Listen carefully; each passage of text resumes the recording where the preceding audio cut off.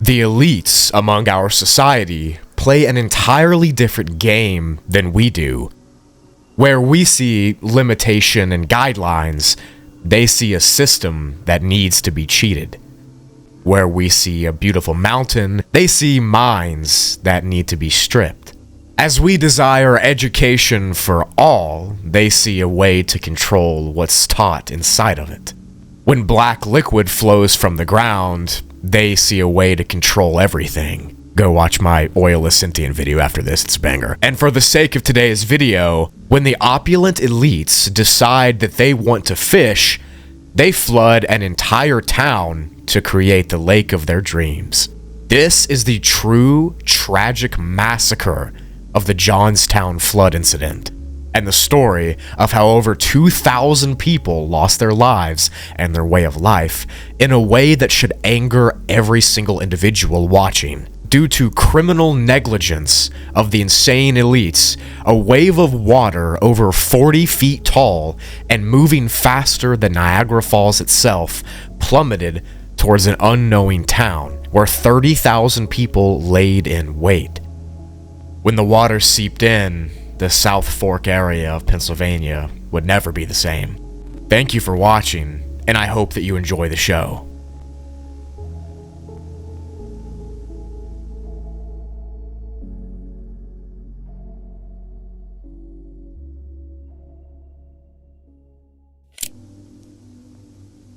Now, the topic of today's video is bad, right? It's objectively horrible. It's a tragedy that could have been avoided. But another bad thing is ignoring your body's need for nutrients. That's where today's sponsor, AG1, comes in clutch. You might be asking yourself, what is AG1? AG1 is a daily health drink that is clinically proven to support your gut health and to fill in gaps where you might be missing nutrients. AG1 has 5 probiotic strains and over 75 vitamins and minerals in just one serving. All you gotta do is get 10 to 12 ounces of water, grab yourself a little pack out of here or a scoop out of here. You just simply rip it open, put her in there like so. Then you just shake it up. Listen, for me, it is super important to get these vitamins, these nutrients in an easy step like this, rather than having a ton of multivitamins and stuff. It overcomplicates things. This simplifies it. And for less than $3 a day with a subscription, you're getting more than $7 a day worth of value.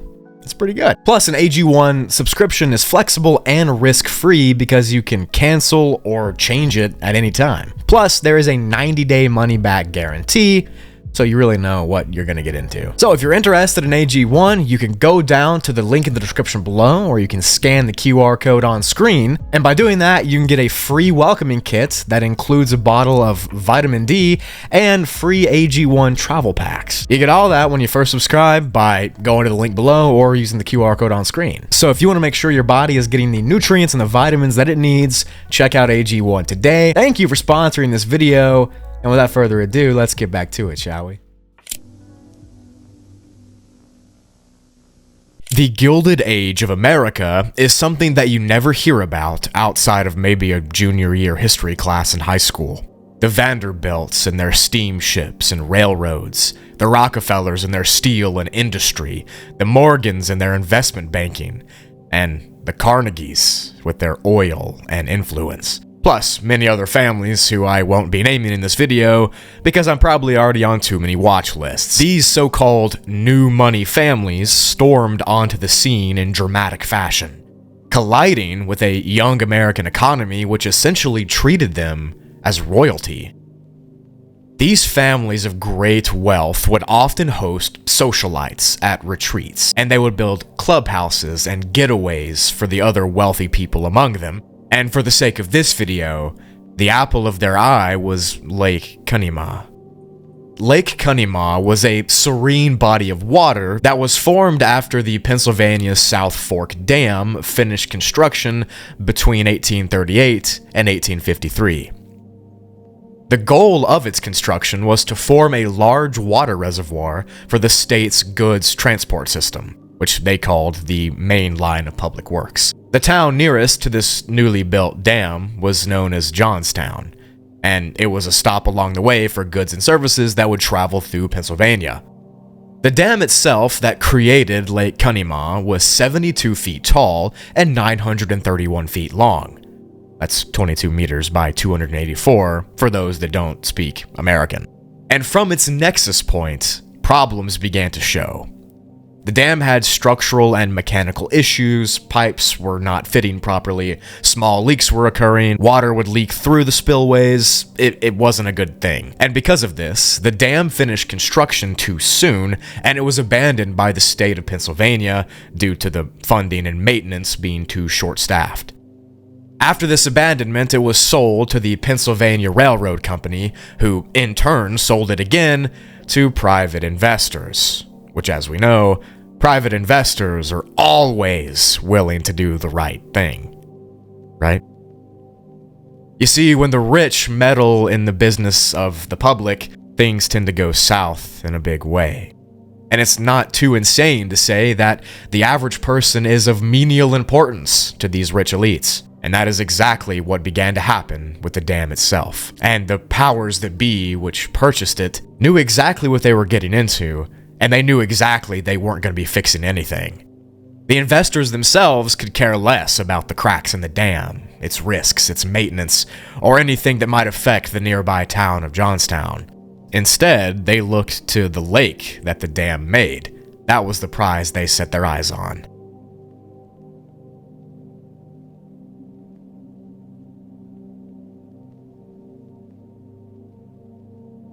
Lake Conemaugh, or the Western Reservoir, as it used to be named, was this amazing, beautiful area to stay at, to say the least. There were trees, there were soft rolling banks, the lake was stocked with fish species. It was this snow globe type vibe. So in their boredom, when they purchased the dam and the reservoir and everything surrounding it, they already had a plan in mind. To them, they wanted to attain ownership in order to build their own private lake retreat, far away from any town or prying eyes, and a place where they could puff cigars and sit on the docks and cast a line into the water. Members of this group of investors hastily decided to make horrible repairs to the dam. Essentially ignoring advice from engineers, they decided to stuff the cracks in the dam with mud and straw. On top of this, they also ignored the release valve issues that were not working properly. In their construction of this lakeside getaway, they also lowered the dam's height by 1 foot, allegedly. You'll see why that matters later. But they did this in order to level out the area for better fishing from the banks and from the dam itself. They changed the landscape, they built massive cottages and clubhouses, and in total there were 61 individuals who went together to purchase the entire place and to build this lakeside community. Some people that were in this group of 61 included Henry Clay Frick, Andrew Milan, Philander Knox, and the most famous that you probably know, Andrew Carnegie, the patriarch of the steel industry. Now, in most places online, you'll see Carnegie praised for his philanthropy, giving away billions of dollars to charities and communities, and he claimed he had the ultimate goal of making society better. And while he might have donated that money, yes, he also purchased this property and dam and lake, knowing the risks that the dam posed to the nearby town. Perhaps he thought the pros outweighed the cons, or perhaps he thought his righteousness outweighed the pawns. Another man amongst the 61 was someone named Daniel Morrell, who was allowed to join the club solely because he was from the Cambria Ironworks Company from Johnstown. And they tasked him with keeping an eye on the dam. This man who was not of means like they were, he essentially had all the blame and all the responsibility thrown to him. Once this secret oasis was constructed, the water levels of the lake were then raised. Now, with the lake raised and primed, and with debris out of the way, everything was going to plan. They had their playground, they had their oasis, but pride comes before the fall. Throughout the duration of owning the dam and the lake and the surrounding nature, repairs were incomplete, and the maintenance was essentially non-existent. This came to a head when the iron discharge pipes that were meant to control the water discharge from the dam were removed and sold for scrap. So they quite literally removed their only semblance of control over the water gushing through the dam to get more money. And they did all of this while enjoying the fishing and scenery that the water itself provides. Now, this would not seem like too much of a problem if over 30,000 people didn't live in a town just a few miles away from the dam. You see, the residents of Johnstown, all they could assume was that the rich among them decided to buy up the dam and fix the reservoir and maintain it for them. One less thing they had to worry about, right? Until the last week of May in 1889.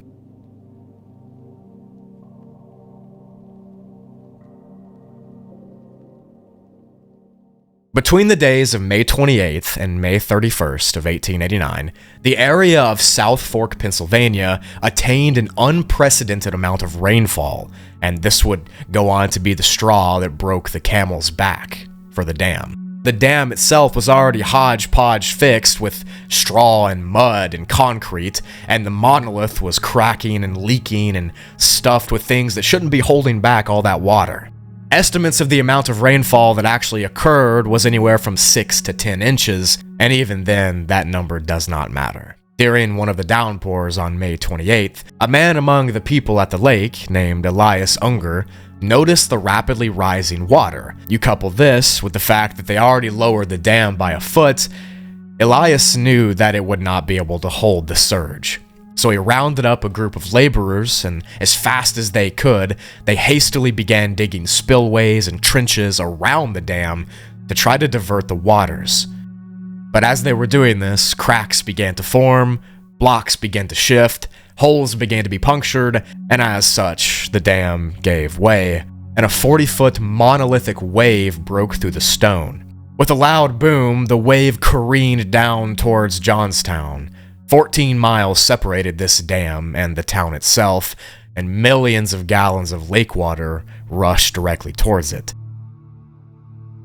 The flood was as wide as the Mississippi River, and was moving 3 times faster than the speed of Niagara Falls, and all the men of the lake could do was watch in horror as death itself unleashed down on the valley before them. Along the path of the flood, the water would carry trees and uproot buildings and stones and rocks and anything that lay in its path towards the town, and in 60 minutes, it would reach its mark. This was the late 1800s, so there was no emergency sirens, no warnings to evacuate, no savior to mark the coming urge. It was over before it began. The floodwaters took less than an hour to travel the 14-mile distance, and over the horizon, Johnstown civilians watched in terror as it ripped 200,000-pound freight trains off their rails, and the water carried buildings, cargo, coal, and steel all towards them. Claims from several people would say that there were piles of debris and houses stacked 40 feet tall on top of the giant tsunami coming towards them. Bridges were torn up, wood was on fire, and a survivor named Gertrude Slatterly said, quote, "It was like the Day of Judgment I have seen pictured in books. Pandemonium had broken loose. Screams and cries, and people were running. Pets and people struggled to escape the rushing waters, but when the wall of water arrived, they were helpless. It was a moving mass, black with houses and trees and boulders and logs and rafters coming down like an avalanche." End quote. Death literally and figuratively rode in on these waters, and it was a proverbial wrecking ball for Johnstown. Once the flood wave hit the buildings, they began to topple and to crumble. Trees would impale structures, boulders would crush people, and a 4-square-mile section of Johnstown was leveled completely and totally. It was indeed a day of judgment for many, for the crime of being a citizen of Johnstown.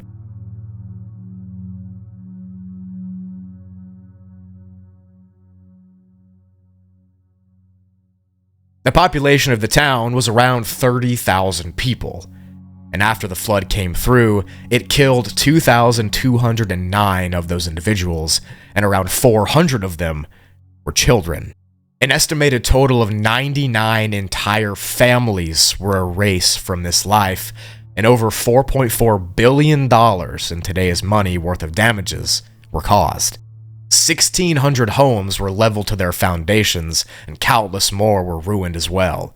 Businesses were as if they didn't even exist, and bodies would be taken by the waters over 400 miles away, and they would wash up in Cincinnati, Ohio. It was the most catastrophic and deadly non-hurricane flood in American history, and the people were demanding answers from those so-called elites who were supposed to be maintaining that dam.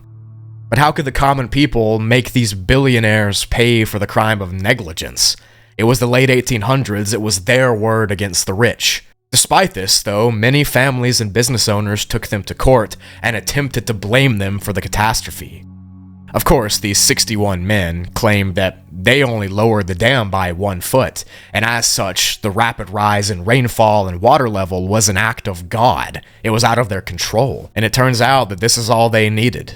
No evidence could prove otherwise, and they simply got away scot-free. With the blood of over 2,000 people on their hands, they were just allowed to walk at the snap of a finger. Which, this is a sidebar, but that's just really upsetting that back in the day, you could be rich, and you could literally just say, it is God's fault, we had no control over it. And even though their negligence caused 2,209 people to die, they could just get out of it completely free. However, they would not remain blameless forever.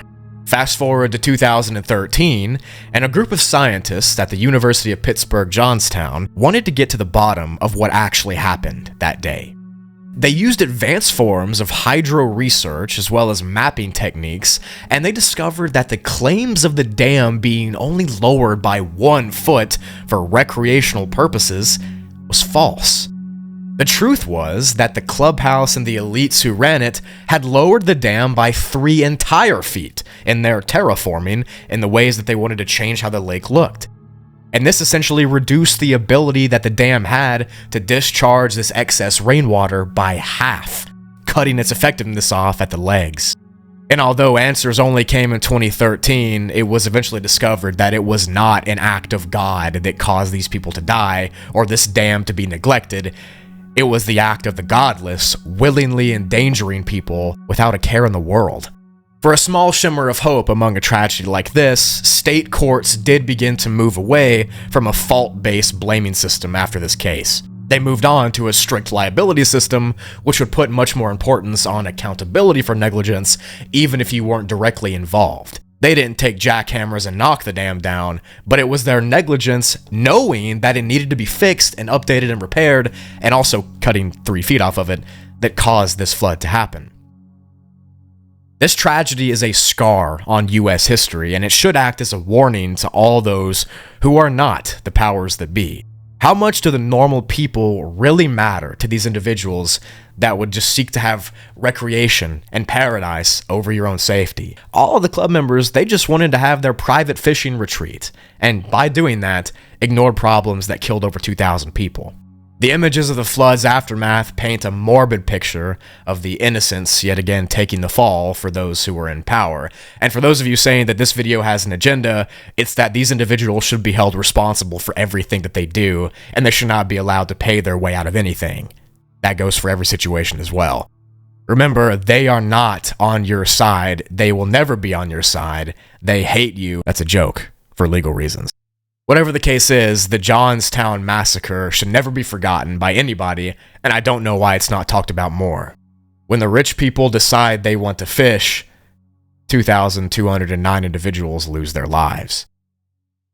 That's it for the video. Thank you so much for watching to the end. I hope you appreciated and enjoyed this video. If you did, you can leave a like or subscribe. Both are free, and they both help me out a ton. I love talking about things like this because it brings issues to light that aren't really discussed.